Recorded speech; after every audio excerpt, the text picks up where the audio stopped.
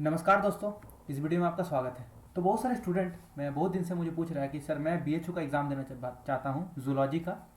और तो मुझे क्या क्या टॉपिक पार्थ फाइंडर से पढ़ना है। अनित सहगल से तो पढ़ूंगा, लेकिन पार्थ फाइंडर से क्या क्या टॉपिक मुझे पढ़ना चाहिए वो थोड़ा बता दीजिएगा तो बहुत हेल्प हो जाएगा।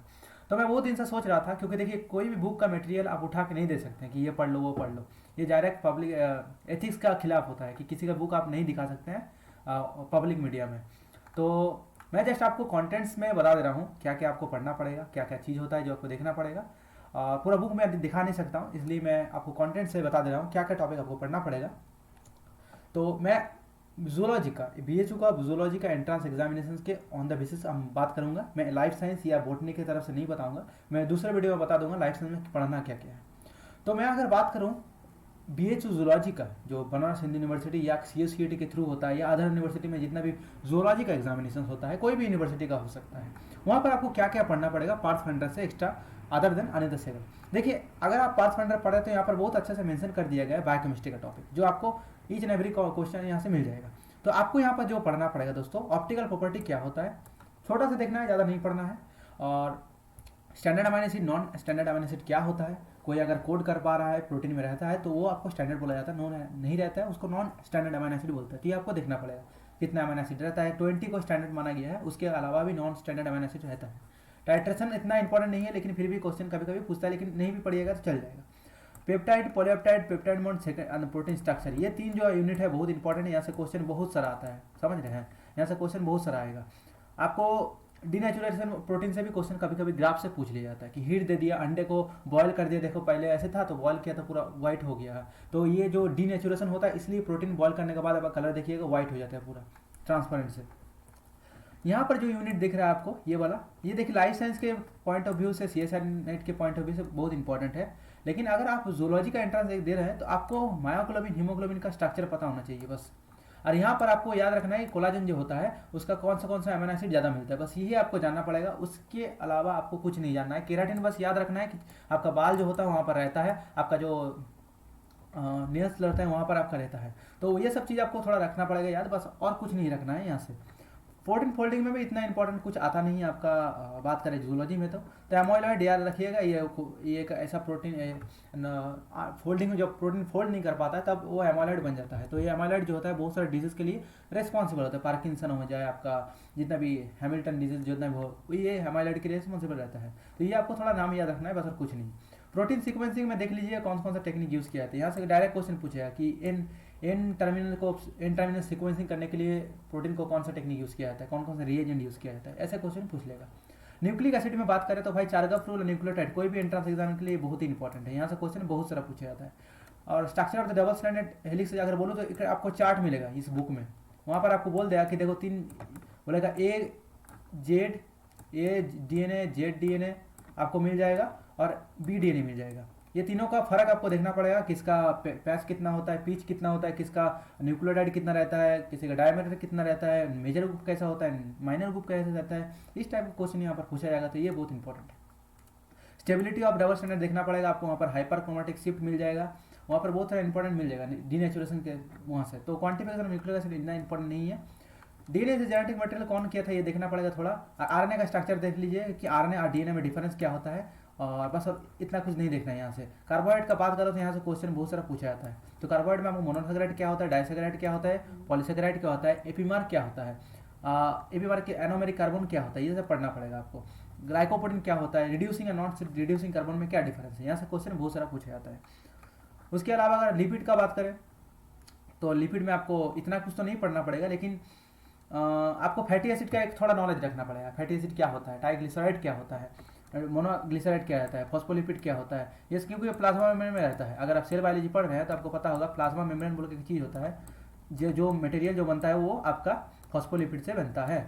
तो ये आपको यहाँ से लिपिड से पढ़ना पड़ेगा, थोड़ा देख लीजिएगा। विटामिन से बहुत सारा क्वेश्चन आता है। एक आपको चार्ट मिलेगा इस बुक में, एक चार्ट मिल जाएगा जहाँ पर आपको एक तरफ विटामिन का नाम रहेगा, एक तरफ आपको को फैक्टर दे देगा, और एक तरफ देखिएगा आपको लिखा रहेगा कि डेफिशिएंसी होगा तो क्या डिजीज हो सकता है। ये जो चार्ट है बहुत इंपॉर्टेंट है, यहाँ से क्वेश्चन पूछा जाता है। और इससे ज़्यादा आपको जो इंपॉर्टेंट चीज़ आपको याद रखना पड़ेगा कि ऐसे आपका fat soluble and water soluble vitamin कौन कौन सा है, बस और कुछ नहीं। एंजाइम की बात करो तो भाई ऐसा कोई एग्जाम नहीं है जहाँ से एंजाइम से क्वेश्चन ना पूछे एकदम। ये अगर छोड़ के जा रहे हैं तो आप बहुत सारे क्वेश्चन छोड़ दे रहे हैं, ठीक है। तो ये आपको टॉपिक पढ़ना पड़ेगा। एंजाइम क्या होता है, माइकलिस मेंटेन इक्वेशन बहुत इंपॉर्टेंट है, यहाँ से क्वेश्चन आ जाता है। एंजाइम इनहिबिशन कितना तरह का होता है ये आप पढ़ना पड़ेगा। एंजाइम रेगुलेट कैसे करता है ये पढ़ना पड़ेगा। आइसोजाइम्स क्या होता है ये देखना पड़ेगा। जाइमोजन क्या होता है, बस यहाँ पर राइबोजाइम जो दिख रहा है ये नहीं पढ़ने से भी चल जाएगा, लेकिन जाइबोजाइन, iso enzyme, regulatory enzyme, enzyme inhibitions, kinematics, Michaelis Menten equation हमको मिल जाएगा। क्लासिफिकेशन ऑफ द एंजाइम देखिएगा, ऑक्सीडोडिडक्टेज, लाइज, लाइगेज, इस तरह का बहुत सारा आपको मिलेगा। अमाइनो ट्रांसफरेज, इस तरह का एंजाइम रहता है, क्लासीफाई किया जाता है on the basis of their function. तो ये आपको देखना पड़ेगा। ये लास्ट में राइबोजाइम नहीं भी पढ़ने चलेगा, सिर्फ देख लीजिएगा फंक्शन क्या होता है राइबोजाइम का, बस कुछ नहीं। अगर इसका बात करो बायो एनर्जेटिक्स का, तो ये सब इतना पढ़ने का जरूरत नहीं, लेकिन आपको एक चीज़ यहाँ पर ये मेटा एनर्जेटिक्स का यहाँ पर एक चार्ट मिलेगा। यहाँ पर मैं बता दे रहा हूँ, बुक खोलिएगा तो आपको चलेगा। एक चार्ट होता है, यहाँ पर आपको डेल्टा जी दिया रहेगा, और इधर आपको कंपाउंड का नाम लिखा रहेगा कि 3 फॉस्फोग्लिसराइड फॉस्फोनिल पायरुवेट का कितना डेल्टा जी है। तो आपको यहाँ पर बोला जाएगा कि हाई एनर्जी फॉस्फेट जो होता है वो 7.0 आपका किलो कैलोरी जो होता है उसके ऊपर रहता है। तो ये आप देख लीजिएगा थोड़ा, ये चार्ट बहुत इंपॉर्टेंट होता है। आपको बोलेगा हाई फॉस्फेट किसका ज़्यादा एनर्जी है, तो वो इस तरह का क्वेश्चन पूछता है कभी कभी एंट्रांस में, स्पेशली जूलॉजी में। तो एरोबिक रेस्पिरेशन, ग्लाइकोलाइसिस आपको देख लीजिएगा, पायरुवेट ऑक्सीडेशन देख लीजिएगा, क्रेब्स साइकिल देख लीजिएगा, ऑक्सीडेटिव फॉस्फोराइलेशन बहुत इंपॉर्टेंट है। इसमें इनिवेटर भाई साहब बहुत इंपॉर्टेंट है, ये एकदम छोड़िएगा मत। Electrochemical gradient, osmotic theory, ATP synthesis, uncoupler, एक पे ज़्यादा पेज का डिफरेंस नहीं, 2-3 पेज का यहाँ पर मिलेगा आपको, देख सकते हैं। 38 से आपका 45 तक भी, अगर 47 तक भी जा रहे हैं तो हो जाएगा काम। यहाँ पर बहुत सारा चीज़ आपको मिलेगा। सटल सिस्टम, फर्मेंटेशन का बात करो, थोड़ा देख लीजिएगा, इतना इंपॉर्टेंट नहीं है, फिर भी देख लीजिएगा एज जूलॉजी के पॉइंट ऑफ व्यू में देखो तो फर्मेंटेशन क्या होता है, थोड़ा नॉलेज होने से भी चल जाए, कोई दिक्कत नहीं।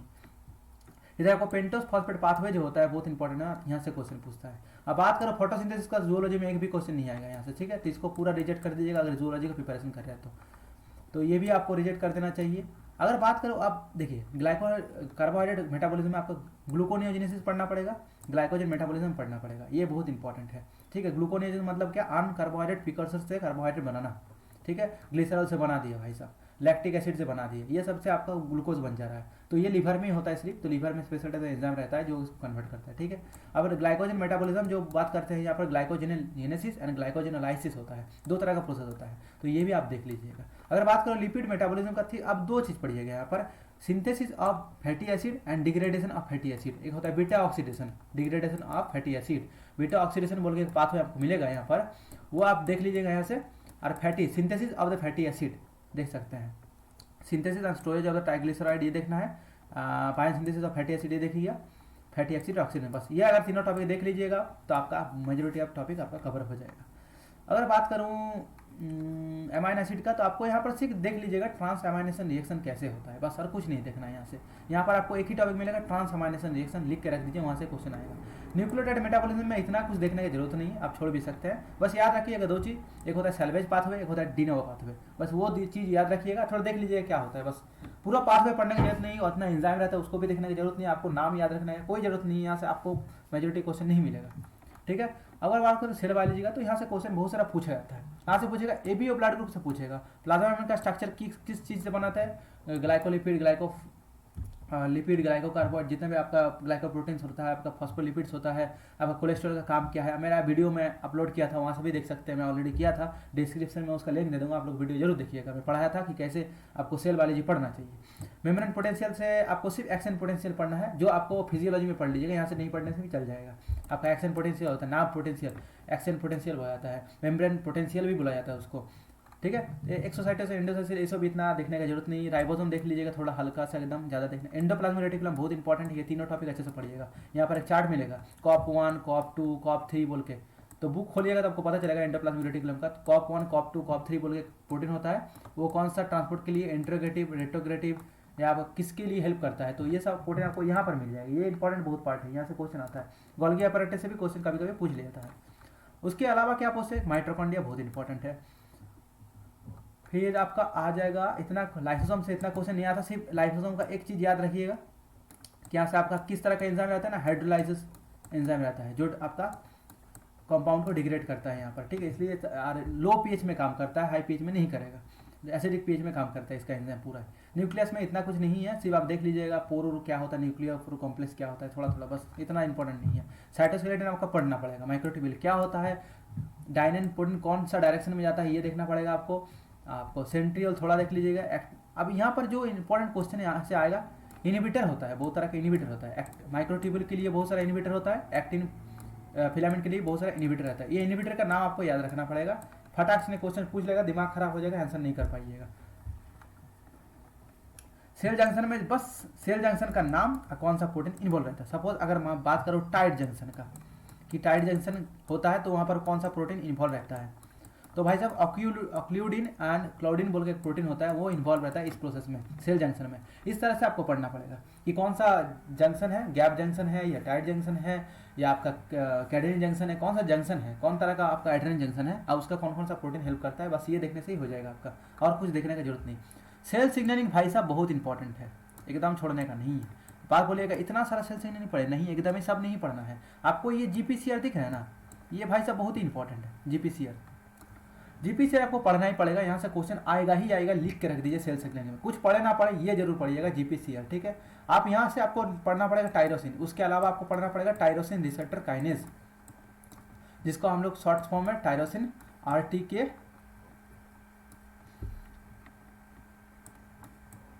के भी बोलते हैं हम लोग, ठीक है। रिसेप्टर टायरोसिन काइनेज पढ़ लीजिएगा यहाँ से। सेल साइकिल भी बहुत इंपॉर्टेंट है, कोई ऐसा एग्जाम नहीं है जहाँ से सेल साइकिल से क्वेश्चन ना पूछे।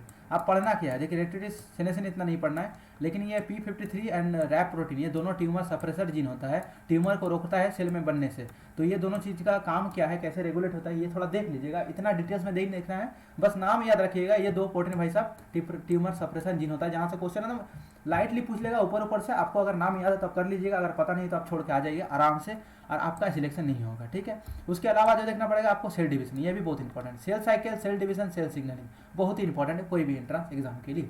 यहाँ पर देख रहे हैं लिखा है नॉन डिसजंक्शन एंड एनिप्लॉइडी। यहाँ पर आपको पूछा जाएगा कि देखो जो सेल था उसका 2n में न्यूक्लियस इतना था, नंबर ऑफ क्रोमोसोम इतना था, बताओ एनाफेज में कितना होगा, मेटाफेज में कितना होगा, टेलोफेज में कितना होगा, इंटरफेज में कितना होगा। ये सब क्वेश्चन पूछा जाएगा, आपका दिमाग खराब करा जाएगा। तो ये चैप्टर भाषा से पढ़िएगा।